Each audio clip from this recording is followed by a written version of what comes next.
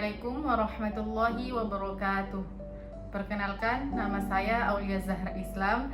Saya mahasiswa Prodi PAI semester 3. Video ini saya buat untuk memenuhi tugas akhir semester saya. Baik, pada kesempatan kali ini saya akan menjelaskan sedikit tentang Al-Quran. Yang pertama yaitu pengertian Al-Quran.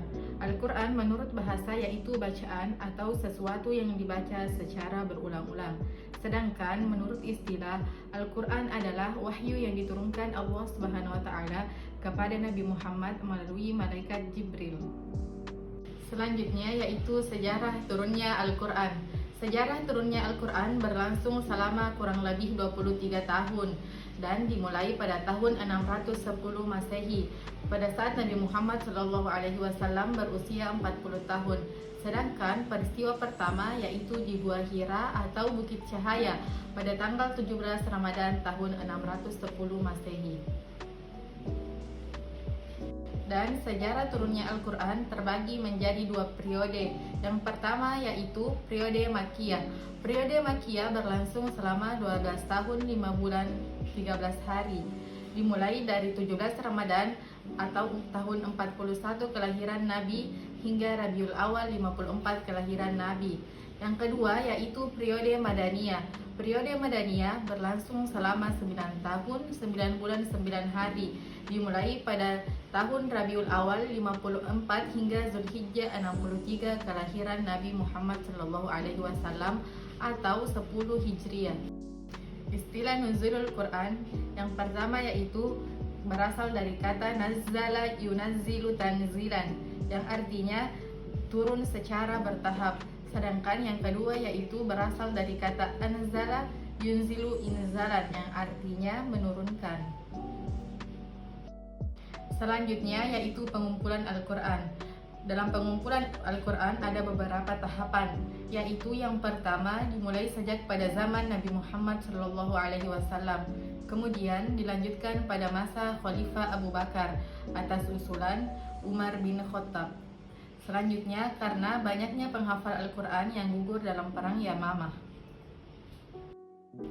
Metode pengumpulan Al-Quran. Metode pengumpulan Al-Quran ada beberapa cara. Yang pertama yaitu catatan di kulit binatang, tulang, palapa kurma dipindahkan ke satu mushaf. Yang kedua yaitu Khalifah Utsman bin Affan menyempurnakan dengan menyeragamkan dialek atau yang disebut sebagai mushaf Utsmani. Adapun tokoh berjasa pada saat pengumpulan Al-Quran yang pertama yaitu Zaid bin Thabit, Ali bin Abi Thalib, Muawiyah bin Abu Sufyan, dan Ubay bin Ka'ab. Adapun 7 penghafal Al-Quran pada masa Rasulullah SAW. Yang pertama yaitu Abdullah bin Mas'ud, yang kedua Salim bin Ma'kil, yang ketiga Mu'az bin Jabal, yang keempat Ubay bin Ka'ab, yang kelima Zaid bin Thabit, yang keenam Abu Sa'id bin Al-Sakan, dan yang terakhir yaitu Abu Darda.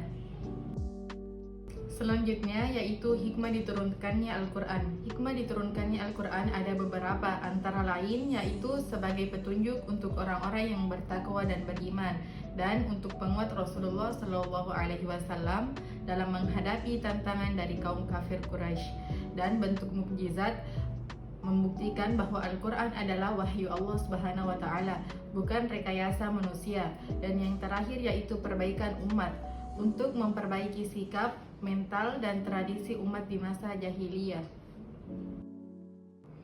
Adapun kesimpulan dari materi yang saya jelaskan, Al-Quran adalah wahyu Allah Subhanahu wa Ta'ala yang diturunkan secara bertahap kepada Nabi Muhammad SAW selama kurang lebih 23 tahun sebagai pedoman hidup umat Islam. Pengumpulannya dilakukan sejak zaman Nabi Muhammad SAW hingga disempurnakan pada masa Khalifah Utsman bin Affan. Sebagai mukjizat terbesar, Al-Quran menjadi petunjuk, penguat, dan alat perbaikan moral umat manusia.